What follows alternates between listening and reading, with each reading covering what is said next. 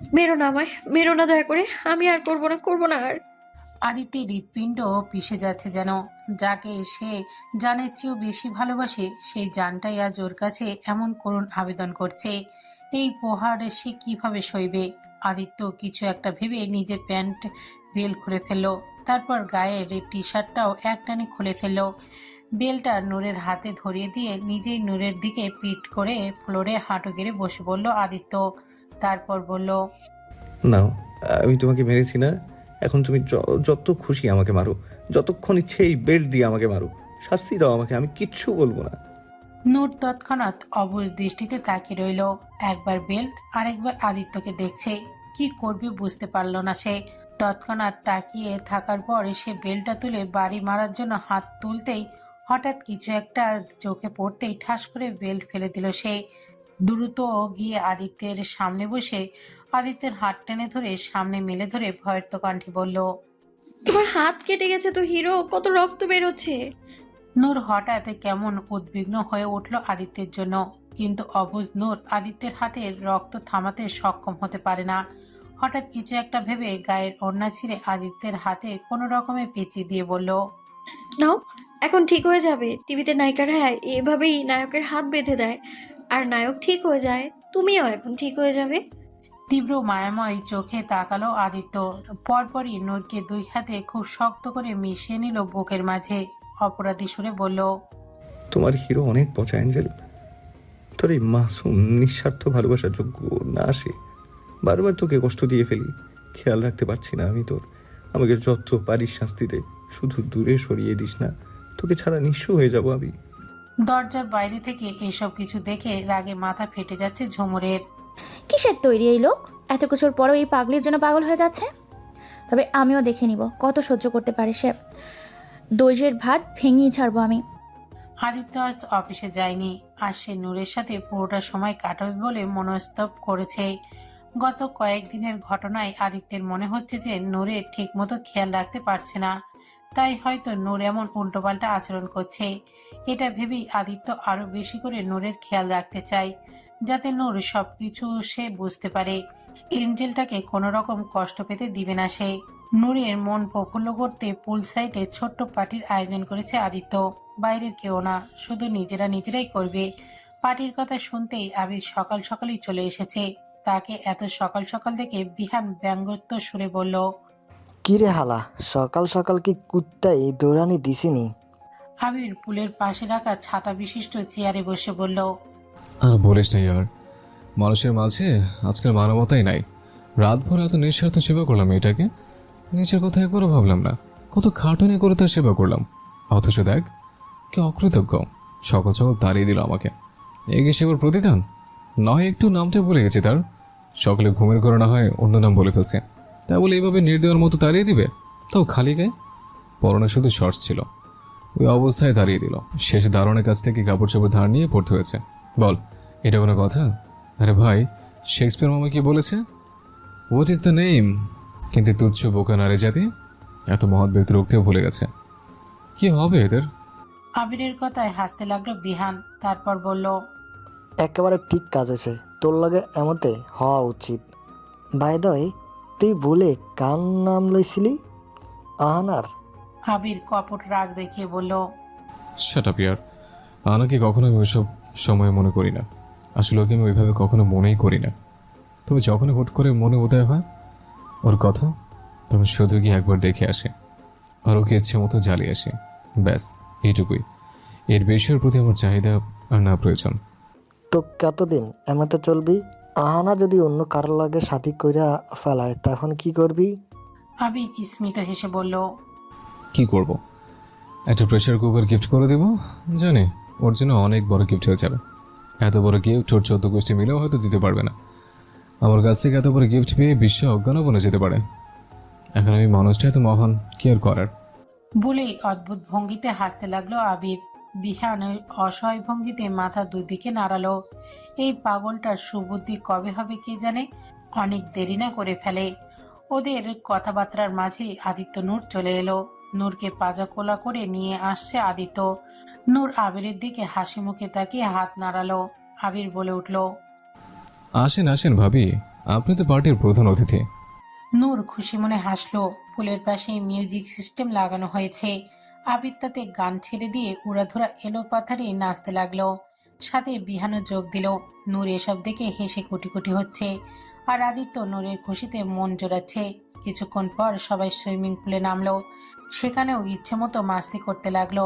নূরে সাঁতার জানে না, তাই আদিত্য তার জন্য একটা পাম্প দেওয়া সুইমিং বেডের ব্যবস্থা করেছে। পানির উপর ভাসছে বেডটা, আর নূর তার উপর বসে আছে। আদিত্য পুলের মাঝে দাঁড়িয়ে নূরের বেডটা ধরে পানির ওপর এদিক ওদিক ভাসাচ্ছে।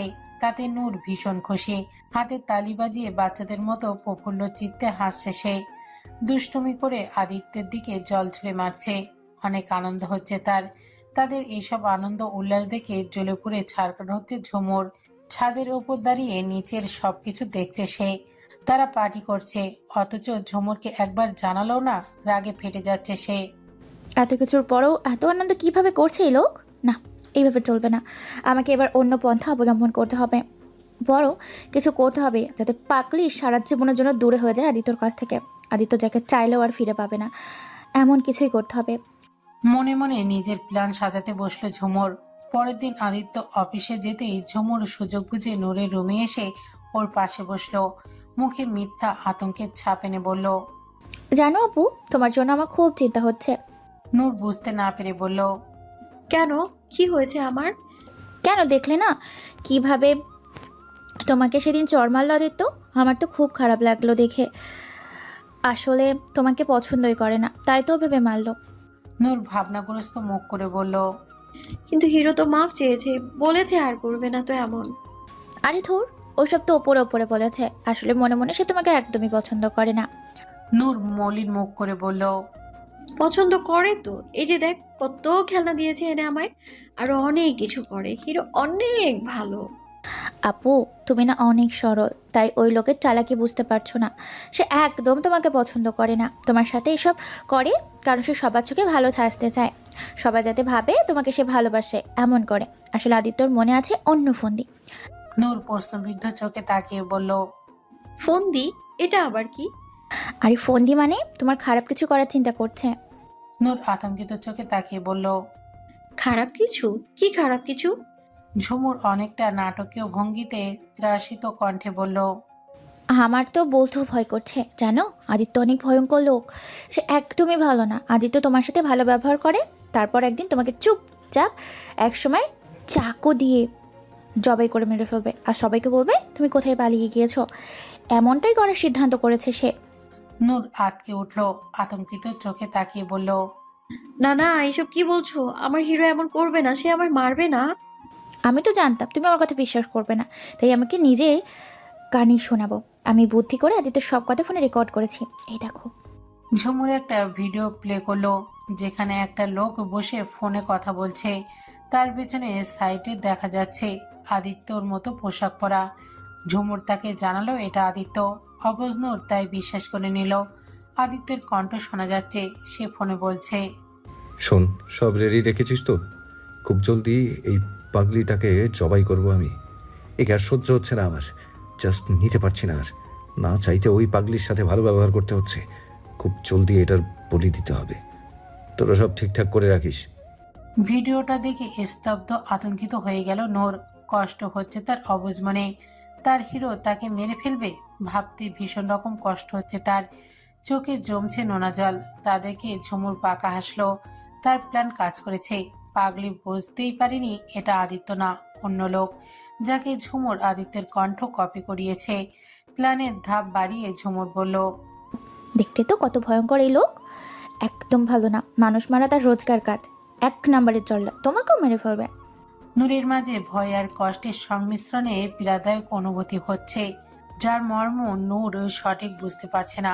শুধু বুঝতে পারছে হিরো এই রূপ দেখে তার একটু ভালো লাগছে না, খুব পচা লাগছে। তার হিরো এত পচা, নূরকে মেরে ফেলতে চায়। নূর কি করেছে এমন? কাঁদতে লাগলো নূর ফুপিয়ে ফুপিয়ে। ঝুমুর বলল। দেখো আপু, কাটলে হবে না, তোমাকে পালাতে হবে এখান থেকে, নাহলে মেরে ফেলবে তোমাকে। পালাবো? কিন্তু কিভাবে আর কোথায় পালাবো? আমি সব ব্যবস্থা করে দিব। তোমাকে আমি এখান থেকে বের হবার রাস্তা করে দিব। তুমি বাইরে গিয়ে যে কোনো গাড়িওয়ালাকে বলবে তোমাদের বাড়ি পৌঁছে দিবে। দেখো, আমি তোমার সাথে যেতে পারছি না এখন, কারণ দুজন গেলে আদিও তো সন্দেহ করবে। তাই তুমি যাও, আমি থাকি। সত্যি? আর হ্যাঁ, আমি একদম ঠিক বলেছি। এখনই চলো আমার সাথে, তোমাকে পালানোর ব্যবস্থা করে দিচ্ছি। নূর মলিন মুখে মাথা দুলিয়ে ঝুমুরের সাথে রুমের বাইরে এলো। তার কেমন যেন ভীষণ রকম কষ্ট হচ্ছে, কোথাও ব্যথা করছে অসহনীয়, যা অবুঝ নূর ধরতে অক্ষম। শুধু দু চোখ ভরে আসছে তার, অভিমানী হচ্ছে খুব করে, তার হিরোটার ওপর অভিমান হচ্ছে। ঝুমু ঠিক বলেছে, নূর চলে যাবে এখান থেকে, পচা হিরোর কাছে আর থাকবে না সে, একদমই না। অভিমান বুক চেপে মলিন ব্যথিত হৃদয়ে ঝুমুরের সাথে বাইরে এলো নূর। লিভিং রুমে তখন তেমন কেউ ছিল না। ঝুমুর চারিদিকে চোখ বুলিয়ে সাবধানে নূরকে নিয়ে দ্রুত মেন দরজার বাইরে এলো। এবার শুধু গার্ডগুলো চোখ ফাঁকি দেওয়ার পালা। ঝুমুর নূরকে ফিসফিসিয়ে সুরে বলল, শোনো আপু, আমি যখন ইশারা করব তখনই তুমি দৌড়ে গেটের বাইরে চলে যাও, কেমন? নূর ঘাড় কাত করে সম্মতি দিল। ঝুমু নূরের কাছ থেকে সরে গিয়ে সুইমিং পুলের কাছে এসে ইচ্ছে করে পা পিছলে পানিতে পড়ে গেল। মিছিমিছি পানিতে ডুবে যাওয়ার ঢং করে চিল্লাতে লাগলো, বাঁচাও বাঁচাও। তা দেখে গেটের গার্ডগুলো সব তার দিকে ছুটে এলো বাঁচাতে। ঝুমুরের হাত ধরে তাকে টেনে তোলার চেষ্টা করলো। ঝুমুর সুযোগ বুঝে নূরকে ইশারা করলে গেট দিয়ে বেরিয়ে যেতে। নূর তা বুঝতে পেরে গার্ডদের অগোচরে গেটের দিকে চলে গেল। গেটের কাছে এসে একবার কান্না ভেজে চোখে বাসার দিকে আবার তাকালো, তারপর দ্রুত বেরিয়ে গেল গেট পার হয়ে। নূর যেতেই ঝুমুরের ঠোঁটে বিশ্বজয়ের হাসি ফুটল। ফাইনালি তার পথের কাঁটা বিদায় হলো। এই পাগলি আর কখনোই নিজের ঠিকানা খুঁজে পাবে না, তাই ঝুমুরের করা কাজের কথাও কেউ জানতেও পারবে না, এমনকি আদিত্যও না। ঝুমুর সব বুঝে শুনে কাজ করেছে। সে ভালো করেই জানে বাসায় সিসি ক্যামেরা লাগানো আছে, তাই তো সে প্রতিবারের এমন পদ্ধতিতে কাজ করেছে যে সিসি ক্যামেরায় তেমন কিছুই বোঝা যায় না। সেই কৌশলে ক্যামেরা আড়াল করে সে সব কাজ করে এসেছে। আজও ক্যামেরায় মনে হবে নূর একা একাই বেরিয়ে গেছে, তাই তো তার উপর সন্দেহ আসবে না। একেই বলে এক ঢিলে দুই শিকার, সাপও মরল আর লাঠিও ভাঙল না। আদিত্যের একটা আউটডোর বিজনেস অ্যাসোসিয়েশনের কনফারেন্সে এসেছিল, বাসা থেকে সোজা এখানে এসেছে সে। দুপুরের দিকে শেষ হয় কনফারেন্স শেষ করে গাড়িতে উঠে বসার আগেই নূরের নাম্বারে ফোন দেয় সে। মনটা কেমন যেন অস্থির লাগছে তার, হঠাৎ কেমন অশান্ত হচ্ছে মন। নূরের সাথে কথা না বলা পর্যন্ত ভালো লাগবে না তার। কনফারেন্সে থাকায় ফোন করতে পারেনি সে, তাই বের হয়েই আগে ফোন করেছে সে, কিন্তু নূর ফোন ধরছে না। পরপর কয়েকবার দিল, কিন্তু নূর ফোন ধরছে না। আদিত্যর ভাবলো হয়তো ফোন রেখে অন্য কোথাও গেছে। অফিসে থাকা অবস্থায় একটু পরপরই সিসি ক্যামেরায় দেখে নূরকে, এখানে তো তাও পাচ্ছে না। সকাল থেকে নূরকে না দেখে মনটা ভীষণ অস্থির হচ্ছে তার। সামনে থেকে বিহান নিজেই বলে যাচ্ছে, হালার এসআর গ্রুপের মুখটা দেখছস আদি? তোকে বিজনেসম্যান অব দ্য ইয়ার হতে দেখা কেমতে জৈলা পুইরা কয়লা হইয়া যাইতেছে। কত জব্বর মজা লাগতেছিল ওটা দেখা। কত চেষ্টা করলো অঙ্গ হারানোর তোকে মারবার, কিন্তু কোনোটাই কাজে দিল না। তবে একখান কথা আদি, অঙ্গ কইলাম সাবধানে থান লাগবো। ওই হালা কিন্তু চুপ থাকবো না। আজকের পর থেকে তো খেপা কুত্তা হইয়া যাইব গা। তোর ক্ষতি করার লেগা উইট্টা পইরা লাগবো। তাই আঙ্গ আরো সাবধান হওয়ার লাগবো। শুনতাছস কি কইতাছি? আদিত্য বেখেয়ালি ভঙ্গিতে বলল, হ্যাঁ, সাবধান তো হতে হবে। আমার জন্য না, নূরের জন্য। আগের মতো হলে আমি এসব নিয়ে ভাবতামই না, তবে এখন আমি ভয় পাই, নূরের ক্ষতি হওয়ার ভয় পাই, ওকে হারানোর ভয় পাই। তাই বাসার সিকিউরিটি আরও বাড়িয়ে দে, আমি কোনো কমতি চাই না। আচ্ছা, তুই এসব নিয়ে চাপ লইস না। বিহান বলল। আদিত্যর কেন যেন শান্ত হতে পারছে না। সে আবার ফোন করলো নূরের নাম্বারে, কিন্তু আবারও ফোন ধরল না সে। আদিত্যের অস্থিরতা কেমন বৃদ্ধি পাচ্ছে। সে এবার বাসার ল্যান্ডলাইন নাম্বারে ফোন দিল। একটু পর জমিলা ফোন রিসিভ করলেই আদিত্য বলল, নূর কোথায়, কি করছে ও? বৌমনি তো রুমে আছে। রুমে আছে, তাহলে ফোন ধরছে না কেন? একটু গিয়ে দেখুন তো কি করছে, ফোন ধরতে বলুন। আচ্ছা, আমি দেখছি এক্ষুনি। ফোন রাখার পর আদিত্য অপেক্ষা করতে লাগলো জবাবের, কিন্তু সময় গড়িয়ে 10 মিনিট হয়ে গেল, কিন্তু কোনো রেসপন্স এলো না। অধৈর্য হয়ে আদিত্য নিজেই আবার ফোন করলো। প্রথমে নূরের নাম্বারে করলো, কিন্তু আবারও রিসিভ হলো না। তারপরে বাসার নাম্বারে ফোন দিল। জমিলার রিসিভ করতেই আদিত্য অস্থির উত্তেজিত কণ্ঠে বলল। আপনাকে বললাম না নূরকে ডেকে দিতে, তো কি করছেন আপনি?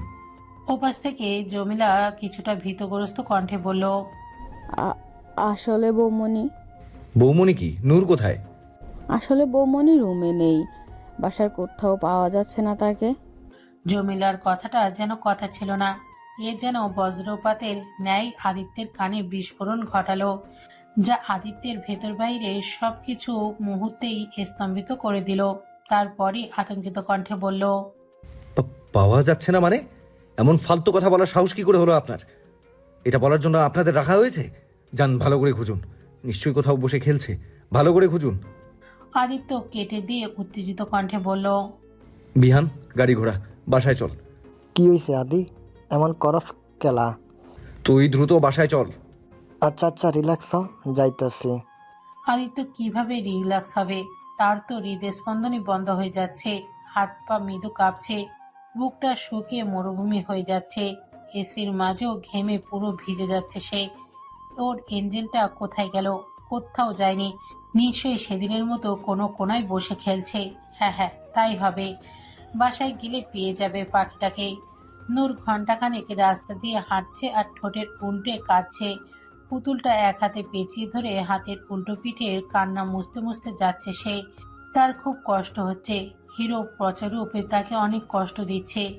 হিরোটা এমন কেন করলো তার সাথে?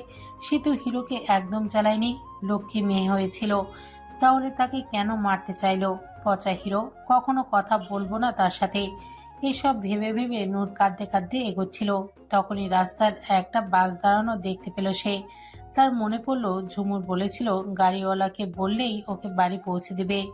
নূর সেই মোতাবেক আস্তে আস্তে শঙ্কিত মনে বাসে উঠে এলো। বাসে তখন যাত্রী ছিল না, ড্রাইভার আর হেল্পার বসে সিগারেট খাচ্ছিল। নূরকে গাড়িতে উঠতে দেখে হেল্পার বলল। কই যাইবেন ম্যাডাম? নূর কাচুমাচু ভঙ্গিতে বলল।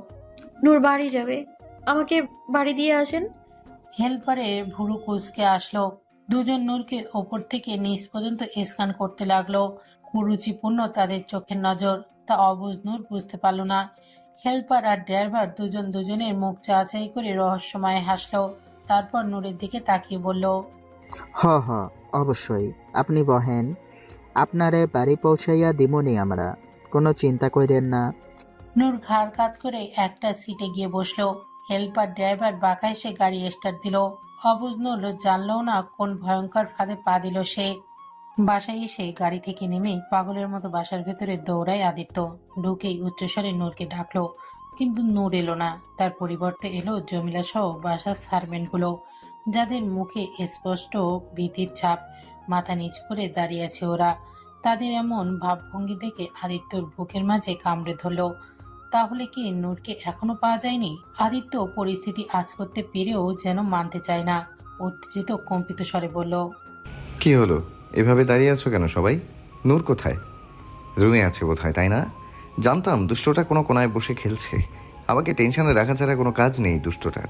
সার্ভেন্টদের মাঝে ভীতি আরো বেশি হলো। জমিলা সাহস জুগিয়ে বলল।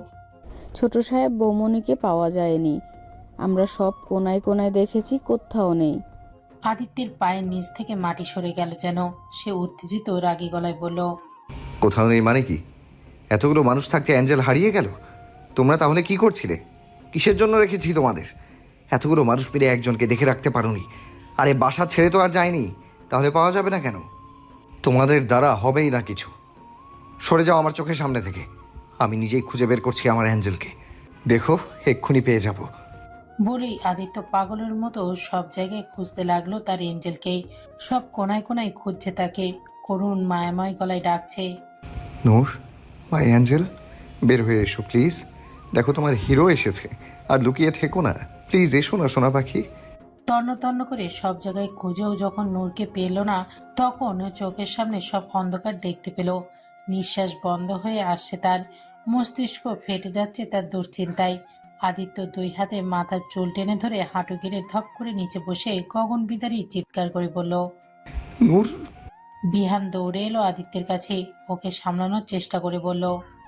শান্ত হ আদি, বাবিরে পাইয়া যামু আমরা। আগে দেখতে গো বাবি আদৌ বাসার ভিতরে আছে নাকি কোথাও চইলা গেছে। আমি গার্ডগুলোরে জিগাইলাম, ওরা বললো বাবির নাকি বাইরে যাইতে দেখে নাই, বাসায় তো পাওয়া গেল না। তাহলে গেল কই? হঠাৎ আদিত্যের কিছু মনে পড়তেই সে উঠে দ্রুত তার রুমের দিকে দৌড়ালো। বিহানও দৌড়ালো তার পেছনে। রুমে এসে আদিত্য ল্যাপটপ চালু করলো, সিসি ক্যামেরার রেকর্ডে কানেক্ট করলো তার সাথে। সিসিটিভি ফুটেজে দেখার চেষ্টা করলো নূর কোথায়, কিন্তু বর্তমানে সময়ে কোথাও দেখা যাচ্ছে না তাকে। আদিত্য সময় রিভার্স করে আধা ঘন্টা পূর্বে গেল, তখনও পেল না তাকে। পরে আরও রিভার্স করে 1 ঘন্টা পেছনের সময় গেল, তখন দেখতে পেল নূরকে। বাইরে দেখা যাচ্ছে তাকে। নূরকে দেখে যেন আদিত্যের নজরে করুণ মায়া ভেসে উঠল। এই তো তার প্রাণভোমরাটা। কিন্তু কিছুক্ষণ পরেই দেখলো ঝুমুর পুলের মাঝে পড়ে গেল, আর গার্ডগুলো সেখানে গেল। তখনই নূর সেই ফাঁকে ধীরে ধীরে গেটের দিকে এগোচ্ছে। তা দেখেই আদিত্যের চোখে মুখে আতঙ্ক ছেয়ে গেল। উত্তেজিত কম্পিত গলায় সে বলতে লাগলো। এক সময় নূর গেটের কাছে চলে গেল। আদিত্য ল্যাপটপের স্ক্রিনে পাগলের মতো হাত বোলাতে বোলাতে অস্থির কণ্ঠে বলল। প্লিজ জাহান, যাস না, ফিরে আয়। কিন্তু নূর চলে গেল। থেমে গেল আদিত্যের হৃদস্পন্দন, থমকে গেল তার পুরো পৃথিবী। কিছু সময়ের জন্য অনুভূতি শূন্য হয়ে গেল আদিত্য। তার মানে নূর 1 ঘন্টা আগেই বাসার বাইরে চলে গেছে। তা ভাবতেই আদিত্যের শরীরের সব বোধ শক্তি যেন হ্রাস পেল। সে শরীরের ব্যালেন্স হারিয়ে 2 কদম পিছিয়ে পড়ে যেতে নিলেই বিহান এসে ধরে ফেলল তাকে। আদিত্য বিমর্ষ বিভর্ষকর আতঙ্কিত চোখে তাকিয়ে কাঁপা কাঁপা স্বরে বলল।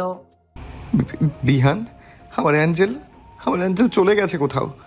বিহান আদিত্যকে শান্ত করার চেষ্টা করে বলল। শান্ত হ আদি। আদিত্য উত্তেজিত অশান্ত স্বরে বলল। শান্ত হব আমি? কিভাবে শান্ত হব? আমার নূর, আমার অ্যাঞ্জেল 1 ঘন্টা হলো বাসার বাইরে। ভাবতে পারছিস তুই? নূর, তোরা আমার মতন স্বাভাবিক বুদ্ধি সম্পূর্ণ না। কোথায় যেতে হবে, কি করতে হবে কিছুই জানে না ও। এই শহরের কিছুই চেনে না ও। কতটা ভয়ঙ্কর ব্যাপার তুই ভাবতে পারছিস? ওর সাথে কি কি হতে পারে তার চিন্তা করতেও আমার রুহ কেঁপে উঠছে। আদিত্য কিছু একটা মনে করে আরো বেশি ভয়ার্ত বিভ্রান্ত চোখে এলোমেলোভাবে তাকিয়ে বলল। আল্লাহ না করুক যদি হারেস গ্রুপের হাতে পড়ে যায়, তখন ওরা তো মুখিয়ে আছে আমার যে কোনোভাবে ক্ষতি করার। যদি নূরকে ধরে ফেলে ওরা, তখন কি করব আমি? কি করব বিহান? ওর কিছু হয়ে গেলে আমি পুরো দুনিয়ায় আগুন লাগিয়ে দেবো বিহান, সব ধ্বংস করে দেবো আমি। শান্তি হ আদি, এমন তা পাগল হলে মাথায় কিছু আইব? একটু মাথা ঠান্ডা কইরা ভাবতে হইব। ক্যামেরাতে খুঁজবো আমরা ভাবিরে। আমি গ্যাংয়ের লোক, এখনই সবগুলোর কয়ে দিতাছি ভাবিরে খুঁজবার লাইগা। তুই চিন্তা করিস না, আমরা পাইয়া যামু ভাবিরে। আদিত্য বিহানের কথা শুনল কিনা তা বোঝা গেল না। সে হঠাৎ কোনো কিছু না বলে ল্যাপটপটা নিয়ে দ্রুত বেগে ছুটল বাইরের দিকে। বিহানও ঘাবড়ে গিয়ে আদিত্যকে ডাকতে ডাকতে তার পিছু পিছু ছুটল। আদিত্য দৌড়ে বাইরে এসে সোজা গাড়িতে গিয়ে বসলো। বিহানও আদিত্যের পাশে দ্রুত বসে পড়ল। এই অবস্থায় আদিত্যকে একলা ছাড়লে অঘটন ঘটিয়ে ফেলতে পারে, তাই বিহান চিন্তিত স্বরে বলল। কই যাই বাচ্চাস, আমি গাড়ি চালাই। আদিত্য যেন কিছু শুনলই না। গাড়ি নিয়ে ফুল স্পিডে বেরিয়ে পড়লো। গাড়ি চালাতে চালাতে অন্য হাতে ল্যাপটপ চালু করে কিছু একটা করে ল্যাপটপটা বিহানের দিকে এগিয়ে দিয়ে বলল। এটা দেখতে থাক, আর এখানে দেখানো লোকেশনটা বল আমাকে। এটা কিসের লোকেশন? নূরের লোকেশন। ও প্রথম যেদিন হারিয়ে গিয়েছিল তার পরের দিনই ওর জন্য একটা পেন্ডেন্ট কিনে এনেছিলাম, আর এই পেন্ডেন্টে ট্র্যাকার লাগানো আছে। এখন এখানে দেখা যাচ্ছে নূরের লোকেশন। বাহ, বহুত ভালো কাজ করছস। এখন তো খুব সহজে বাবিরে খুঁজা বার করমু। বিহান ল্যাপটপের স্ক্রিনে তাকিয়ে লোকেশন চেক করলো। সে দেখতে পেল লোকেশন এক জায়গায় স্থির নেই, রানিং চলছে। বিহান আদিত্যকে জানালো। আদি, বাবির লোকেশন তো রানিং দেখাইতেছে, তার মানে বাবি কোনো যানবাহনে আছে এখন। আদিত্যের ভয় যেন আরো বাড়লো। যানবাহনে আছে মানে? নূর কোন গাড়িতে উঠেছে? কোথায় বা যাচ্ছে সে? আদিত্যর হাত পা অবশ হয়ে আসছে যেন। আদিত্য বলল। এক কাজ কর, লোকেশন আগে কোথায় কোথায় ছিল সেটা দেখ। বিহান তাই করলো, আগে সব চেক করে বলল। ভাবি আমাকে বাসা থেকে বাম দিকে গেছে প্রথমে, তারপর 10 মিনিট আগে সিগন্যালের কাছ থেকে রানিং চলতেছে, এখন গাজীপুরের দিকে যাইতেছে। আচ্ছা, যে সিগন্যালের কাছ থেকে গাড়িতে উঠেছে ওখানে যেতে হবে আগে। সিগন্যালের সিসি ক্যামেরার ফুটেজ দেখা যেতে পারে। হ ঠিক কইছাস, চল যাই। আদিত্য গাড়ি দ্রুত চালিয়ে ওই সিগন্যালের কাছে এলো। তারপর ট্রাফিক পুলিশের অফিসে গিয়ে সিসিটিভি ফুটেজ দেখতে চাইলো। আদিত্যকে চেনে না এমন লোক কমই আছে, তার ক্ষমতা সম্পর্কেও ধারণা আছে সবার, তাই তাকে মানা করলো না পুলিশ। সিসিটিভি ফুটেজে ওরা দেখতে পেল নূর হাঁটতে হাঁটতে এসে একটা বাসের ভিতরে উঠলো। তার খানিক পরই বাসটা ছেড়ে দিল। এটা দেখে তো আদিত্যের ভয়ে হৃৎপিণ্ড কেঁপে উঠল যেন। নূর একটা অপরিচিত বাসে উঠেছে, বাসটা ওখানে দাঁড় করানো ছিল, তার মানে বাসে তখন অন্য কোনো যাত্রী ছিল না। যাত্রীওয়ালা বাস তো আর থামিয়ে রাখে না ওভাবে, তার মানে নূর ওই বাসে একা শুধু। নূর কোনো সিচুয়েশনে আছে তা ভাবতেই আদিত্যের সারা শরীর কাঁপছে, বোধ শক্তিহীন হয়ে পড়ছে সে। বিহান পাশ থেকে বলে উঠল, আদি বাবির কিচ্ছু হইব না, গাড়িতে উঠেছে বেশিক্ষণ হয়নি, মাত্র 10-12 মিনিট হয়েছে, জলদি দৌড়া ফেলামো গাড়ি। আদিত্য বিধ্বংসী নজরে তাকিয়ে বলল, নূরের কিছু না হলেই ওদের জন্য ভালো, না হলে ওরা পৃথিবীতে জন্ম নেওয়ার জন্য পস্তাবে। বলেই আদিত্য দ্রুত বেরিয়ে পড়ল। দুজন আবারও গাড়িতে বসে গাড়ি স্টার্ট দিল।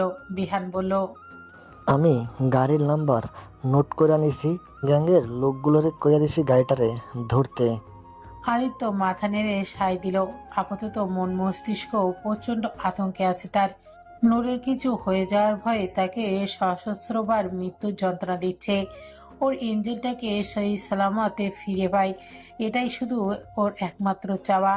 আদিত্য লোকেশন দেখে দেখে গাড়ি ফলো করতে লাগলো, ফুল স্পিডে চালিয়ে বাস ধরার চেষ্টা করছে। হঠাৎ বিহান বলল, আদি ভাবির লোকেশন এখন এক জায়গায় দেখাইতেছে, তার মানে বাস কোন জায়গায় থামাইছে মনে হয়। আদিত্যের হাত পা যেন চলছে না আর। বাস থামিয়েছে, তার মানে কি নূরের সাথে খারাপ কিছু হতে চলেছে?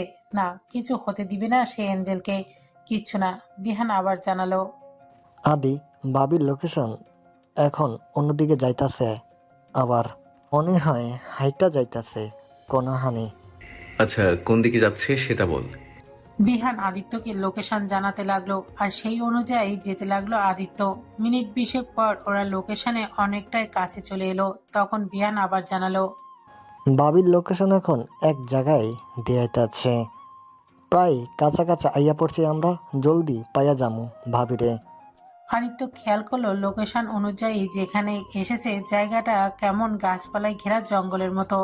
আদিত্যের ভয় বাড়ছে, এটা ভেবে যে নূর এখানে কি করছে, বাসের ড্রাইভার ওকে এখানে নিয়ে আসেনি তো। আদিত্যর নিঃশ্বাস আটকে আসছে। নূরের সাথে খারাপ কিছু করার চেষ্টা করলে ওদের কি ভয়ঙ্কর অবস্থা করবে তা আদিত্য নিজেও জানে না। আদিত্য গাড়ি চালিয়ে একদম লোকেশনের কাছে চলে এলো। সামনে একটা টিনের বাসা দেখতে পেল সে। বিহান জানালো, ভাবির লোকেশন এখানে দেখাইতেছে। আদিত্য আর এক মুহূর্ত না দেরি করে গাড়ির দরজা খুলে প্রাণপণে ছুটলো বাসার দিকে। দরজায় এসে জোরে জোরে লাথি মারতে লাগলো আর নূরের নাম ধরে ডাকতে ডাকতে বলল, নূর, মাই অ্যাঞ্জেল, দেখো আমি এসে গেছি, তোমার হিরো এসে গেছে, ভয় নেই আর। এক পর্যায়ে দরজায় এসে খুলে দিল কেউ। বৃদ্ধ বয়সী এক লোক এসে দরজা খুলে দিয়ে বলল, কেডা আপনি? এমনি দরজা ভাঙতেছেন কেন? আদিত্য ক্রোধে পাগল হয়ে এক হাতে বৃদ্ধা লোকটির গলা চেপে ধরে বলল, নূর কোথায়? কি করেছিস তুই ওর সাথে? কোথায় আমার নূর, বল। তখনই হঠাৎ বৃদ্ধা লোকটির স্ত্রী দৌড়ে এসে আদিত্যের কাছ থেকে নিজের স্বামীকে ছাড়ানোর চেষ্টা করে ভয়ত কণ্ঠে বলল, আরে আরে, কি করতেছেন? ডাকাত নাকি আপনি? সারেন ওনারে। কিন্তু আদিত্য ছাড়ল না। সে উন্মাদের মতো বলতে লাগলো, আমার নূর কোথায়, বল কোথায়। হঠাৎ পেছন থেকে কিছু পড়ে যাওয়ার শব্দে পেছন ফিরে তাকালো আদিত্য। দেখতে পেল তার প্রাণ ভোমরাকে। নূর দাঁড়িয়ে আছে ভয়ের তো নজরে তাকিয়ে।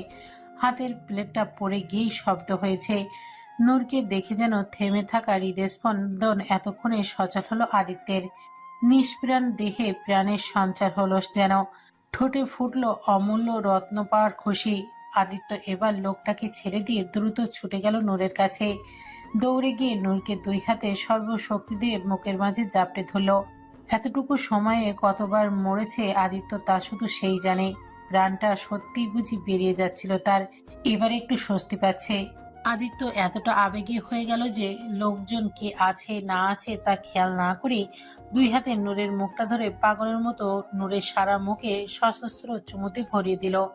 তারপর আবারও বুকের মাঝে লেপটে নিয়ে ধরা গলায় বলল, কোথায় চলে গিয়েছিলি অ্যাঞ্জেল? এভাবে বাসা থেকে কেউ বেরিয়ে যায়? তোর কিছু হয়ে গেলে কি করতাম আমি? জান বেরিয়ে যাচ্ছিল আমার। নূর কেমন যেন চুপসে আছে, কিছু বলছে না। আদিত্য নূরের মুখে হাত বুলিয়ে উত্তেজিত কণ্ঠে বলল, কি হয়েছে অ্যাঞ্জেল? আমাকে বলো, ওরা কিছু করেছে তোমার সাথে? পেছন থেকে বৃদ্ধ লোকটি এবার বলে উঠল। আপনি কি মায়াটার কিছু হন? আদিত্য এবার লোকটার দিকে ফিরে তাকিয়ে বলল, হ্যাঁ, আমি ওর হাজবেন্ড। ও আচ্ছা, আপনি একটু বাইরে আসেন। আদিত্য নূরকে রেখে বাইরে আসলো। বিহানও সেখানে আসলো। বৃদ্ধ লোকটি বাইরে আসতেই আদিত্যের চোয়াল শক্ত করে বলল, এবার বলুন, নূরকে এখানে কেন এনেছেন? কি মতলব আপনার? বৃদ্ধ বলল, আপনি ভুল বুঝতেছেন। আসলে আমি কামে থাইকা বাড়ি ফেরার সময় বাসে আসি। সিগনালে বাসটা দাঁড়িয়েছিল, দেইয়া আমি ওই বাসে গিয়া উঠি। আমাকে উঠতে দেহায় হেল্পার কইল বাস নাকি যাইব না। আমি তখন এই মেয়াডারে বইসা থাকা দেখলাম। দেহা কইলাম যাত্রী তো তুলছে নেই, তাইলে যাইবেন না কেন? হেল্পার তখন রাগ দেয়া কইল, আরে মিয়া, এত পেঁচাল পারেন কে? কইলাম যাইব না মানে যাইব না, আপনি নামেন তো। আমার কেমন জানি খটকা লাগলো ব্যাপারটা। আমি মায়াটারে জিগাইলাম তুমি কই যাইবা? মায়াটা কইল আমি বাড়ি যাব, ওরা আমাকে বাড়ি পৌঁছে দিবে। আমি জিগাইলাম তোমার বাড়ি কই? মায়াটা কইল আমার বাড়ি তো বাড়িতে। আমি বুঝলাম মায়াটা স্বাভাবিক না, আর এই ড্রাইভার আর হেল্পার ও সরলতার সুযোগ নিয়ে ওর সাথে খারাপ কিছু করার চিন্তা ভাবনা করতেছি। তাই আমি কইলাম আসো, আমি তোমার বাড়ি পৌঁছায় দিব। তখন ড্রাইভার আর হেল্পার খেপে গিয়ে আমাকে গাড়ি থেকে নামাই দিবার চাইল, কিন্তু আমি কইলাম দেখেন মায়াটারে না ছাড়লে আমি ওই রাস্তায় দাঁড়াইয়া না পুলিশেরে কিন্তু সব কইয়া দিব। ওরা তখন ভয় পাইল। আমি অনেক বুঝাইলাম মায়াটারে, আমার লোকে মাত্র এখানে লইয়া আইলাম, আমার বউ ওরে খাইতে দিয়েছিল মাত্রই। সব শুনে আদিত্যর কপালের রক ফুলে নীল হয়ে উঠল। সে বিহানের দিকে তাকিয়ে বিহানকে বলল, চিন্তা করিস না, আঙ্গলোক ওই বাস ধইরা ফেলাইছে। ওখানে গিয়ে দেখতেছি তুই বরং ভাবির লইয়া বাড়ি যা। বলেই বিহান ওখান থেকে চলে গেল দ্রুত। আদিত্য এবার বিনয়ী সুরে কৃতজ্ঞতা জ্ঞাপন করে বলল, আপনাকে কি বলে যে ধন্যবাদ দিব আমার জানা নেই। আপনি শুধু নূরকে না, আমার জানটাকে বাঁচিয়েছেন। আপনার এই ঋণ ভোলা অসম্ভব। আমার জীবন দিয়ে হলেও এর প্রতিদান কম হবে। আরে এগুলো কি কন? ওর মতো আমারও মায়া আছে, তাইলে চোখের সামনে এত বড় অন্যায় কেমনে হইতে দিতে পারি? আচ্ছা, আমি তাহলে নূরকে নিয়ে যাই এখন। আচ্ছা। আদিত্য ভেতরে এসে নূরের হাত ধরে বলল, চলো অ্যাঞ্জেল, বাড়ি যাই এখন। বলে আদিত্য যাওয়ার জন্য ঘুরে দাঁড়াতেই হঠাৎ নূরে ঝাটকা মেরে নিজের হাতে ছাড়িয়ে নিয়ে আদিত্যের বুকে ধাক্কা দিয়ে সরিয়ে দিয়ে নারাজ কণ্ঠে বলল, না, যাব না আমি তোমার সাথে। তুমি পচা পচা হিরো, যাব না আমি। আদিত্য বিস্মিত হতভম্ব হয়ে গেল নূরের প্রতিক্রিয়ায়। যেন প্রচন্ড বেগে ধাক্কা খেল সে। আদিত্য বিস্মিত চোখে তাকিয়ে বলল, অ্যাঞ্জেল, কি বলছো তুমি? বাড়ি যাবে না কেন? কি হয়েছে তোমার? বলতে বলতে আদিত্য আবারও নূরকে ধরতে চাইলে নূরে সেখান থেকে সরে গিয়ে বৃদ্ধা মহিলাটির পেছনে লুকিয়ে ভয়ার্ত উত্তেজিত গলায় বলল, না না, আমার কাছে আসবে না। তুমি পচা, একদম ভালো না। তুমি তুমি মেরে ফেলবে আমায়। আমি যাব না তোমার সাথে, তুমি চলে যাও এখান থেকে। আদিত্য স্তব্ধ হয়ে গেল। কি বলে নূর? আদিত্য ওর এঞ্জেলকে মারবে? ওর এঞ্জেলটা এমন কেন করছে? আদিত্য নূরের কাছে যাওয়ার চেষ্টা করে, করুণ সুরে বলল, কি বলছো এসব অ্যাঞ্জেল? আমি কেন তোমাকে মারবো? কি হয়েছে তোমার? এমন কেন করছো? কোনো কিছু নিয়ে আমার উপর রাগ করেছো তুমি? বলো না সোনা, কি হয়েছে? নূর যেন আরো লুকিয়ে গিয়ে বৃদ্ধ মহিলাটির উদ্দেশ্যে বলল, ওকে যেতে বলো, ও মেরে ফেলবে আমাকে। ও পচা, যেতে বলো ওকে। বৃদ্ধ দুজন কিছুই বুঝতে পারল না কি করা উচিত তাদের। আদিত্য আবারও নূরকে বোঝানোর চেষ্টা করে বলল, নূর সোনা, এমন করে না। বলো না আমাকে, কি হয়েছে? কেউ কিছু বলেছে? প্লিজ আমার কথাটা শোনো। বলেই আদিত্য নূরের কাছে যেতে চাইলে নূর আরো বেশি উত্তেজিত হয়ে গেল। কেমন অস্বাভাবিকভাবে আশেপাশের জিনিসপত্র ছুঁড়ে মারতে মারতে বলল, কাছে আসবে না, বললাম না যাবো না। যাও তুমি এখান থেকে, সরে যাও।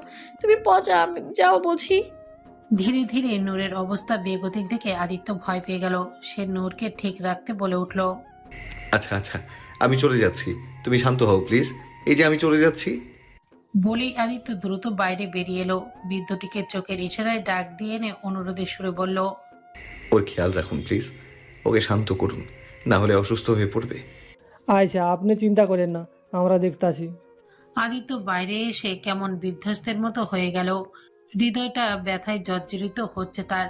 তার এঞ্জেল আজ তাকে দুশ্মন ভাবছে, তাকে পচা বলছে, ওর কাছে আসতে চাইছে না। এই যন্ত্রণার তীব্রতা আদিত্য কিভাবে বহন করবে? গাড়ির কাছে এসে, জানালার কাছে এসে সজোরে ঘুষি মেরে দিল সে। তার নূর এভাবে পর কিভাবে হয়ে গেল? আদিত্যের প্রতি এসব ধারণা বা কিভাবে হলো? সব যেন এলোমেলো হয়ে যাচ্ছে। নূর যদি আর কোনোদিনই ওর কাছে না আসে তাহলে কি করবে ও? কিভাবে বাঁচবে ওকে ছাড়া? না না, নূরকে ও দূর হতে দিবে না, কিছুতেই না। যতই সরিয়ে দিক তবু আদিত্য ওর এঞ্জেলকে সরে যেতে দিবে না, কিছুতেই না। আদিত্য ওভাবে গাড়ির সাথে পিঠ ঠেকিয়ে নিচে বসে রইল। ধীরে ধীরে সময় গড়িয়ে রাত নামলো, তাও আদিত্য ওভাবে বসে রইল। এরই মাঝে বিদ্যালোকটি অনেকবার ডাকলো তাকে ভেতরে, কিন্তু আদিত্য গেল না। নূর হাইপার হয়ে যেতে পারে সেই ভয়ে গেল না, ওখানে ওভাবেই বসে রইল। ধীরে ধীরে রাত ভার হলো। এক সময় মেঘ ঘনিয়ে আকাশে চিয়ে বৃষ্টি নামলো। আদিত্য তাও বৃষ্টির মাঝে ওভাবেই বসে রইল, গাড়ির ভেতরেও গেল না।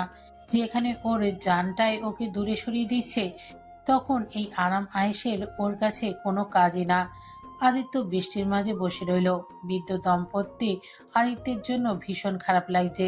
তারা বুঝতে পারছে ছেলেটা কতটা ভালোবাসে নূরকে। তবে খারাপ শুধু ওদের লাগছে না, ওদের নূরেরও কষ্ট হচ্ছে। জানালা দিয়ে সে দেখতে পাচ্ছে তার হিরো কিভাবে বৃষ্টির মাঝে বসে কষ্ট পাচ্ছে। তারও কষ্ট হচ্ছে হিরোর জন্য, কিন্তু ঝুমুরের বলা কথাগুলোও যেন ভুলতে পারছে না। অবুঝ নূর দ্বিধায় ভুগছে। তখনই বৃদ্ধা মহিলাটি নূরের পাশে এসে বসলো। নূরের মাথায় হাত বুলিয়ে নরম স্বরে বলল, কষ্ট হইতাছে তারে আপনি দেখা? নূর মলিন মুখে মাথা উপর নিচ করে হ্যাঁ বোঝালো। বৃদ্ধা মহিলা তখন মুচকি হেসে বলল, তাইলে যাইতাছস না কেন হ্যার কাছে? নূর বাচ্চাদের মতো করে মুখ মলিন করে বলল, কিন্তু ঝুমু তো বললো হিরো পচা, মেরে ফেলবে আমায়। শোনো, কে কি বললো সেটা দেখার আগে তোমার মন কি কয় সেইটা মানবা। তোমার মন কি কয়? তোমার মনে হয় তোমার হিরো এমন করবার পারে? নূর মাথা ডানে বামে নাড়িয়ে বলল, না, আমার তো মনে হয় হিরো আমায় অনেক ভালোবাসে। ঠিকই মনে হয় তোমার। এই যে দেখো, তোমার জন্য কখন থেকে এইভাবে বইসা আছে, এত কষ্ট কইরা কেন আছে? তোমার লাইগাই তো বইসা আছে। আমি তো হলপ কইরা কইতে পারি, এই পোলা তোমার মেল্লা ভালোবাসে, কখনো তোমার ক্ষতি হইবার দিব না। তাই কে কি কইলো সেই কথা মাইনো না, মনে রাখবা অনেক সময় নিজের মানুষই তোমারে ভুল বোঝাইব, কারণ তোমার খুশি চায় না হেরা। তাই তুমি তাগো কথা শুইনো না, তুমি তোমার মনের কথা শোনো। তোমার হিরোর কাছে যাইতে মন চাইতেছে? নূর কাঁদো কাঁদো মুখ করে মাথা ওপর নিচ করে হ্যাঁ বোঝালো। বৃদ্ধা মহিলা ঠোঁট প্রসারিত করে বলল, তাইলে যাও। মহিলাটি বলতে দেরি, নূরের ছুট দিতে দেরি হলো না। নূর দৌড়ে ছুটে গেল বাহিরে। আদিত্য মাথা আকাশের দিকে করে চোখ বুজে গাড়ির সাথে হেলান দিয়ে বসে আছে। নূর দৌড়ে সেখানে এসে করুণ কাঁদো কাঁদো সুরে ডাক দিল, হিরো। ঠাস করে চোখ খুলে তাকালো আদিত্য। নূরকে দেখে হকচকিত ছট করে উঠে দাঁড়ালো সে। চিন্তিত স্বরে বলল, অ্যাঞ্জেল, তুমি বৃষ্টির মাঝে বাইরে এসেছো কেন? ঠান্ডা লেগে যাবে তো। নূর কিছু না বলেই ঝট করে আদিত্যকে জড়িয়ে ধরলো। কান্না জড়িত কণ্ঠে বলল, হিরো তুমি পচা না, নূর পচা, নূর পচা মেয়ে। আদিত্যর মন জুড়ে এবার সুখময় শীতল বর্ষণ হলো। সে নিজেও আষ্টেপৃষ্টে জড়িয়ে তার জান পাখিটাকে। আদিত্য দুই হাতে নূরের মুখটা ধরে সারা মুখে চুমুখে কপালে কপাল ঠেকিয়ে বলল, হুম, আমার নূর সোনা একদম পচা না, সে তো আমার অ্যাঞ্জেল, আমার জান। নূরের কপালে আরো একটা চুমু এঁকে দিয়ে নূরকে পাজা কোলা তুলে নিল। তারপর গাড়ির দরজা খুলে নূরকে কোলে নিয়ে ড্রাইভিং সিটে বসলো। নূর ও আদিত্যের গলা জড়িয়ে ধরে বুকের সাথে মিশে রইল। নূরকে বুকে জড়িয়ে নিয়ে গাড়ি স্টার্ট দিল আদিত্য। তাদের যাওয়ার দিকে তাকিয়ে বৃদ্ধ দম্পতি মুচকি হাসলো। ভালোবাসা আসলেই সুন্দর। সত্যিকারের ভালোবাসাগুলো ভালো থাকুক সারা জীবন। বাসায় এসে গাড়ি থেকে নূরকে কোলে নিয়ে বাসার ভেতরে ঢুকলো আদিত্য। নূরকে খুঁজে পেয়েছে দেখে বাসার সবার মুখেই খুশি দেখা গেল। আবিরও চলে এসেছে নূরের হারানো খবর শুনে। এখন নূরকে পেয়েছে দেখে স্বস্তি পেল সে। নূরের কিছু হয়ে গেলে যে তার বন্ধুটাও শেষ হয়ে যেত। তবে সবার মাঝে অসুখী শুধু একজন ব্যক্তি। নূরকে ফিরে আসতে দেখে ঝুমুরের মাথায় যেন আকাশ ভেঙে পড়ল। তার প্ল্যান এভাবে ফ্লপ হয়ে যাওয়া দেখে রাগে শরীর জ্বলে পুড়ে যাচ্ছে তার। এই পাগলি আবার ফিরে এসেছে কেমনে? আজ এই পাগলির সাথে ঝুমুর পেরে উঠছে না। আর এই আদিত্য হচ্ছে আরেক পাগল। এই পাগলির মাঝে কি দেখেছে কে জানে। কোথা থেকে বারবার খুঁজে বের করেই ছাড়ে। এখনো ঝুমুরের ভয় হচ্ছে। নূর যদি বলে দেয় যে এসব ও বলেছিল তাহলে কি হবে? না না, বলবে না নিশ্চয়। পাগলি নিজের প্রমিস ঠিকই রাখবে। আদিত্য নূরকে রুমে এনে দ্রুত তোয়ালে দিয়ে আগে মাথা মুছে দিল। নূর কেমন বাধ্য বাচ্চার মতো চুপচাপ অপলক চোখে তাকিয়ে আছে আদিত্যের দিকে। কেমন একাগ্রত দৃষ্টিতে দেখছে, যেন মোহময় কিছু দেখছে সে। কেন দেখছে তা বুঝতে অক্ষম নূর। শুধু দেখতে ইচ্ছা করছে তার। ভালো লাগছে তার হিরোকে দেখতে। অবুঝ নূর মন প্রাঙ্গণে নতুন জোয়ার এসেছে। যে জোয়ারের ঢেউ তার অঙ্গে ছড়িয়ে পড়ছে। তবে এই জোয়ারের সারমর্ম বুঝতে অক্ষম নূর। সে জানে না কি ঘটছে তার মাঝে। নূরের মাথা মোছা শেষে আদিত্য কাবার থেকে নূরের কাপড় চোপড় বের করে নূরের দিকে এগিয়ে দিয়ে বলল, যাও ভেজা কাপড় পাল্টে এসো, ঠান্ডা লেগে যাবে। নূর এখনো ওভাবেই তাকিয়ে আছে, যেন আদিত্যের কথা তার কানেই প্রবেশ করেনি। ওভাবে তাকিয়ে থাকতে থাকতে হঠাৎ নূর আদিত্যকে জড়িয়ে ধরল। দুই হাতে আদিত্যের কোমর পেঁচিয়ে ধরে আলগোচে নিজেকে সামিল করে ফেললো আদিত্যের বুকের মাঝে। এতে আদিত্য প্রথমে খানিকটা অবাক হলেও তারপর মুচকি হেসে বলল, কি হলো অ্যাঞ্জেলটার? কাপড় পাল্টে এসো, ঠান্ডা লেগে যাবে তো সোনা। নূর আদিত্যের সাথে আরো এটে গিয়ে বাচ্চাদের মতো জেদ ধরে বলল, না, আমি যাব না, আমি এইখানেই থাকবো। এখানে অনেক ভালো লাগছে আমার। আদিত্য মৃদু হেসে বলল, ঠিক আছে, আগে কাপড় পাল্টে এসো, তারপর এখানে থাকো যত খুশি। না, যাব না, আমি এখানেই থাকবো। সর্দির জ্বর লেগে যাবে তোরে বাবা। লাগুক। আদিত্য বুঝলো এভাবে কাজ হবে না। সে আবারও নূরকে কোলে তুলে নিয়ে সোজা ওয়াশরুমে নিয়ে গিয়ে নামিয়ে দিল। তারপর কাপড় চোপড় তার হাতে ধরিয়ে দিয়ে আবার দরজা বন্ধ করে দিল। নূর ভেতর থেকে দরজা চাপড়ে আহ্লাদি কান্না ভঙ্গিতে বলল, হিরো, খোলো না, তোমার বুকে যাব তো। আদিত্য হাসি মুখে বলল, আগে ভেজা কাপড় পাল্টে এসো, তারপর বুকে নেব। ফটাফট পাল্টে এসো। নূর অগত্যা গাল ফুলিয়ে আদিত্যের কথা মতো কাজ করতে লাগলো। আদিত্য নীরব হাসলো। আজ হঠাৎ নূরের কি হলো বুঝতে পারছে না সে। এমন তো আগে কখনো করেনি। তবে যাই হচ্ছে মন্দ না। সে তো নূরকে সবসময় বুক পকেটে ভরে রাখতে চায়। আদিত্য ততক্ষণে নিজেও ভেজা কাপড় পাল্টে নিল। তারপর নূরের জন্য গরম গরম স্যুপ নিয়ে এলো। বৃষ্টিতে ভিজেছে, তাই গরম গরম স্যুপ ভালো হবে এর জন্য। স্যুপটা টেবিলের ওপর রেখে ডিবনে বসে নূরের বের হওয়ার অপেক্ষায় রইল। তখনই নূর বের হলো। বের হয়ে কোনো দিকে না দেখে সোজা গিয়ে আদিত্যর কোলের মাঝে দুম করে বসে পড়ল। আবারও আদিত্যকে জড়িয়ে ধরে মাথায় এলিয়ে দিল তার বুকে, যেটা এখন নূরের সবচেয়ে প্রিয় জায়গা হয়ে গেছে। বুকে মিশে গিয়ে বলল, নাও, ভেজা কাপড় পাল্টেছি, এখন আমাকে এখানে থাকতে দাও। আর উঠাবে না একদম, আমি এখানে ঘুমোবো এখন। আদিত্য নূরের আজকের আচরণ বারবারই কেমন অবাক হচ্ছে। তবে সীমাহীন ভালো লাগা কাজ করছে। দুঃখময় অনুভূতি প্রশান্তিতে শীতল হয়ে যাচ্ছে তার বক্ষস্থল। সেই প্রশান্তির হাসি ঝুলিয়ে আদিত্য নূরের মাথার ওপরে চুমু খেয়ে চুলে হাত বুলিয়ে দিয়ে বলল, আচ্ছা তুমিও আগে স্যুপটা খেয়ে নাও, খালি পেটে ঘুমানো যাবে না অ্যাঞ্জেল। কিন্তু নূর স্যুপ দেখেই নাক সিটকে ফেলল। খাবে না সে এই পচা জিনিসটা। একদম ভালো লাগে না তার কাছে। তবে আদিত্য অনেক বুঝিয়ে শুনিয়ে নূরকে খাওয়াতে রাজি করলো। সামনে বসিয়ে নিজ হাতে খাইয়ে দিতে লাগলো তাকে। খাওয়ার মাঝে আবির আর বিয়ান এলো তাদের রুমে। ওদের দেখে আবির শায়রি বলা ভঙ্গিতে বলল, বাহ বাহ বাহ, তোদের দেখি মাত্র একটা কবিতা বলক দিয়ে উঠলো আমার মাথায়। বিহান বলল, তো গ্যাস বন্ধ করে দিলেই তো পারিস। আয় তুই চুপ কর, ছাগলের মাংস ধর, আমার কবিতা কইতে দে। হ্যাঁ তো ভাই সব পেশ করছি আপনাদের সামনে দ্য গ্রেট নোবেলের বহু বিজয়ী কবি আবিরের কবিতা। তোর পিড়িতে কত কিছুই না হইলাম সখিনা, কখনো ধোপা, কখনো সুইপার, কখনো বাবুর্চি, কখনো বা হইলাম তোর হাতের বদনা। নূর দুই হাতে জোরে জোরে তালি বাজিয়ে প্রবল কণ্ঠে বলল। অনেক ভালো হয়েছে। আবির গদগদ ভঙ্গিতে বলল। শুক্রে ভাবি, ব্যাস কখনো অহংকার করিনি। বিহান পাশ থেকে বলল, তুই আগে গোসল কর, তারপর অহংকার করিস। গরু মরা গন্ধ আইতাছে তোর থাইকা। আউ দূষণের পিছনে তুই দায় হালা। তোকে নতি নিবন্ধে গৌরী গঙ্গায় ছুঁড়ে মারা উচিত। আরে বুড়ি গঙ্গে মারবি কেন? ছুলে মারতে হয়তো কোনো যুবতী গঙ্গে মার, আমারও মন লেগে থাকবে। ওদের কাণ্ড দেখে হাসছে নূর। আদিত্য বলল, হয়েছে তোদের? কোনো দরকারে এসেছিলি? বিহান এবার সিরিয়াস ভঙ্গিতে বলল। আদি জয়লি কথা ছিল আসলে। বিহানের কথা শেষ হওয়ার আগেই আদিত্য বলে উঠল, আমি বুঝেছি কি বলতে চাস তোরা, আমি পরে কথা বলছি তোদের সাথে, এখন যা। আবির যেতে যেতে মেলোড্রামা করে বলল, হ্যাঁ এখন তো খেদাই দিবি। বিয়ে করার পর বন্ধু আর বন্ধু থাকে না, বন্ধু হয়ে যায় তখন বাংলা সিনেমার বড়লোক ছেলে, আর আমরা হয়ে যাই বাপ আনোয়ার, যে খাবারের নামে শুধু হার্ট অ্যাটাক খায়। চল বেহেন না, দোকানে গিয়ে দেখি ভালো মনে কোনো হার্ট অ্যাটাক পাওয়া যায় কিনা।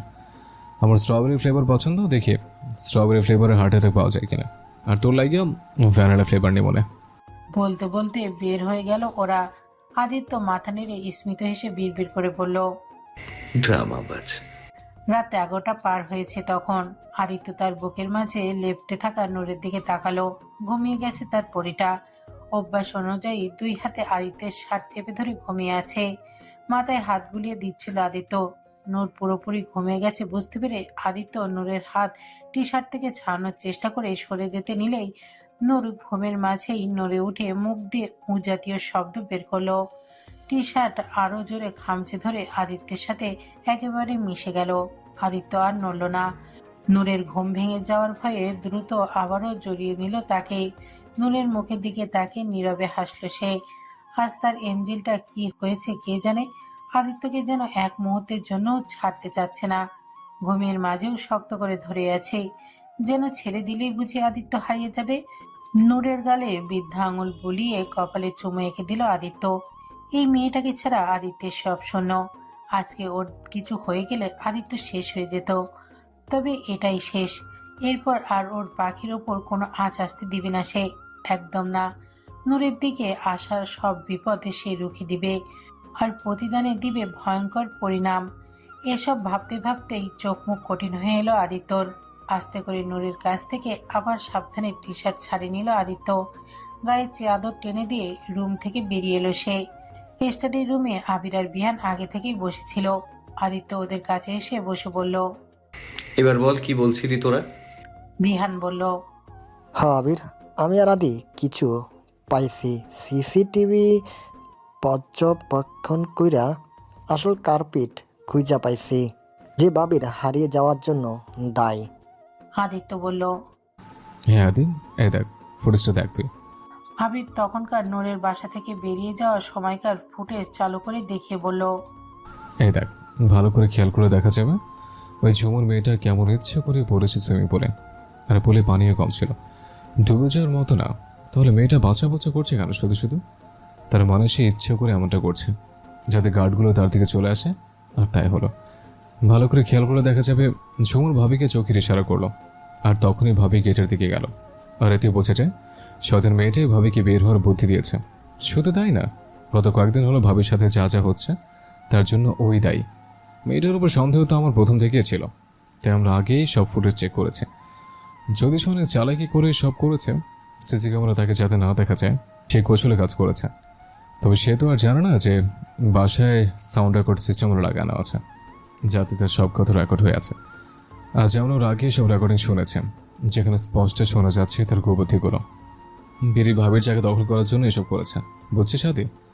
আদিত্য এই পর্যায়ে বলে উঠল, তা আমি আগেই বুঝতে পেরেছি, নূর বেরিয়ে যাওয়া আর ওই ফুটেজে দেখেই আমার সন্দেহ হয়েছিল, কিন্তু তখন নূরকে খুঁজে বের করাটা বেশ জরুরি ছিল, তাই ওই বিষয়ে তখন ঘাটিনি। নূরকে নিয়ে ফেরার সময় নূর ঘুমের ঘরে বিড়বিড় করে বলছিল, তুই ভুল বলছিলি ঝুমু, আমার হিরো পচা না, আমার হিরো ভালো, অনেক ভালো। সেটা শুনে আমার সন্দেহ তখন বিশ্বাসের রূপ নেয়। আমি বুঝতে পারি এগুলো ঝুমুরের কাজ, যদিও এটা বুঝতে আমি দেরি করে ফেলেছি। আমার আরও আগেই এই ব্যাপারে তদন্ত করা উচিত ছিল, কিন্তু কিভাবে সন্দেহ করতাম? আপন বোন হয়ে যে নিজের বোনের এমন ক্ষতি করার চিন্তা করতে পারে, এমন একটা জঘন্য খেয়াল কিভাবে আসতো আমার মনে? তাই তো আমি ওভাবে কখনো ভাবিনি বিষয়টা। সব সময় ভেবেছি নূরের হয়তো কোনো শারীরিক সমস্যা হয়েছে, তাই ফুটেজ ওভাবে ঘেঁটে দেখিনি। না হলে আবার নূরের ক্ষতি করার চেষ্টা করার হাতটা আমি কবে উপরে ফেলতাম। আবির বলল, তো এখন কি ভাবছিস? ভাবির অপরাধীকে শাস্তি দিবে না? চল ওই বেডিরে সাহায্য করে এক্ষুনি। না আবির, ঝুমুরকে শাস্তি দেওয়ার ইচ্ছে আমার চেয়ে বেশি কারণ নেই। ও আমার নূরকে আমার কাছ থেকে দূর করতে চেয়েছিল, এর জন্য ওকে ভয়ঙ্কর থেকে ভয়ঙ্কর শাস্তি দেওয়ার তীব্র ইচ্ছে থাকা সত্ত্বেও আমার হাত বাঁধা। আমি চাইলেও এখন ওকে শাস্তি দিতে পারবো না, কারণ হলো নূর। আমার নূর অনেক মাছুম আবির, ওই সব স্বার্থপর মানুষদের মতো না। ও শুধু মানুষকে নিঃস্বার্থভাবে ভালোবাসতে জানে। ঝুমুরের চালাকি সে বোঝে না, সে তো বোনকে ভালোবাসতেই জানে। তাই ঝুমুরকে কোনো শাস্তি দিলে নূর কষ্ট পাবে। কোন কারণে শাস্তি দিচ্ছি তা বুঝবে না, বোনের জন্য মায়া করে কাঁদবে, আর আমি আমার নূরকে কষ্ট দিতে পারবো না। তাহলে কি এইভাবে ছেড়ে দিব এই বদ বেডিরে? কিছু করবি না ওরা? করব, তবে আমি না, অন্য কেউ করবে। যারা করবে তারা কালই আসবে। ঝুমুরের যা করা দরকার তা নাই করবে। এখন যা, তোরাও শুয়ে পড়। বলেই আদিত্য উঠে চলে গেল নিজের রুমের দিকে। আবির আর বিহান আপাতত শুতে চলে গেল। সকালে ফ্রেশ হওয়ার পর আদিত্য নূরকে নিয়ে নিচে যেতে চাইলে নূর দুই হাতে সামনের দিকে বাড়িয়ে দিয়ে আহ্লাদি সুরে বলল, কোলে যাব। আদিত্য হেসে দিয়ে কোলে তুলে নিল নূরকে। এটা নূরের প্রায় রোজকারই আবদার হয়ে গেছে। তবে আদিত্যেরও ভালো লাগে তার এঞ্জেলের সকল আবদার পূরণ করতে। আদিত্য নূরকে কোলে নিয়ে সিঁড়ি বেয়ে নিচে আসতে লাগলো, আর নূর এক হাতে আদিত্যের গলা জড়িয়ে ধরে অন্য হাতে আদিত্যের সাথে দুষ্টুমি করছে। কখনো কানে ফু দিচ্ছে, কখনো নাক টানছে আর হি হি করে হাসছে। এভাবেই নিচে আসলো ওরা। তখনই হঠাৎ নূর সামনে তাকাতে অবাক হয়ে গেল। বিস্মিত আর চকিত কণ্ঠে বলে উঠল, মা। আদিত্য কোল থেকে ঝট করে নেমে দৌড়ে গেল নূর ওর মায়ের কাছে। নূরের বাবা মা আর বড় বোন এসেছে গ্রাম থেকে। নূর তাদের দেখে খুশিতে আত্মহারা হয়ে গেল। ছুটে গিয়ে মাকে জড়িয়ে ধরল নূর। আমোদিত কণ্ঠে বলল, মা তুমি এসেছো? নূরের মা নূরের মাথায় হাত বুলিয়ে দিয়ে বলল, হ্যাঁ রে মা, আইসি। তুই কেমন আছিস? নূর খুশি মনে বলল। আমি তো অনেক ভালো আছি, এতগুলো ভালো আছি। নূরের মা তার মেয়ের খুশি দেখে যেন চোখ ভরে উঠল। তার পাগলি মেয়েটার কপালে আল্লাহ এত সুখ লিখেছিল তা দেখে মন ভরে উঠল তার। নূরের বড় বোন ঝিলিক এগিয়ে এসে বলল, কি রে পাগলি, কেমন আছিস? এই পর্যায়ে আদিত্য বলে উঠল, দেখুন প্লিজ, সবাই নূরকে ওর নাম ধরে ডাকলে খুশি হব, ওকে ওই নামে ডাকবেন না কেউ। ঝিলিকও অবাক হলো বোনের ভাগ্য দেখে। ছেলেটা কত ভালোবাসে ওকে যে ওকে পাগলি বলায়ও রাগ হয়। সত্যি ওদের নূর অনেক ভাগ্যবতী। নূর ওর মা বোনের সাথে খুশি মনে কথা বললেও ওর বাবাকে দেখে কেমন ভীতু নজরে তাকালো সে। বাবাকে ভীষণ ভয় পায় নূর। ছোট থেকেই নূর শুধু বাবার নারাজি পেয়েছে, তাই তাকে শুধু ভয় পায় সে। ওদের দেখা সাক্ষাতের মাঝেই ঝুমুর এসে উপস্থিত হলো সেখানে। নিজের পরিবারকে হঠাৎ এখানে দেখে বড়সড় ধাক্কা খেল সে। ভয় পেল ভীষণ। বাড়ি থেকে পালিয়ে আসার পর এই প্রথম তাদের সামনে এসেছে সে। ভয়ে ভয়ে এগিয়ে গিয়ে বলল, আব্বা, মা, তোমরা কখন এলে? ঝুমুরকে দেখা মাত্রই নূরের মা বাবার চেহারায় রাগী ভাব স্পষ্ট হলো।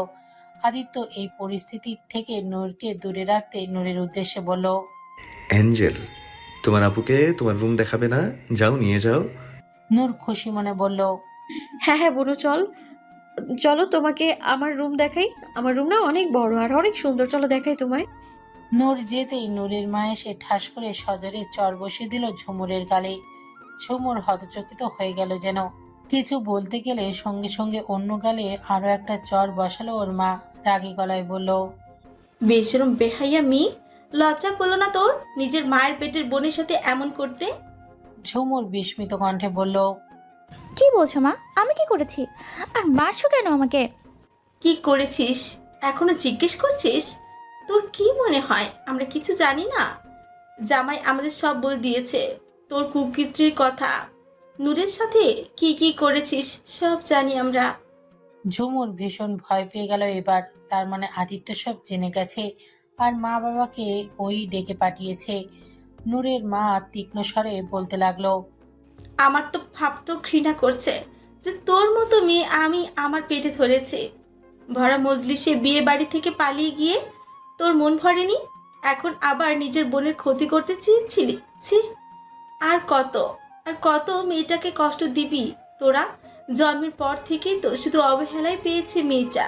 এমনকি আমি মা হয়েও তেমন ভালোবাসা দেইনি ওকে।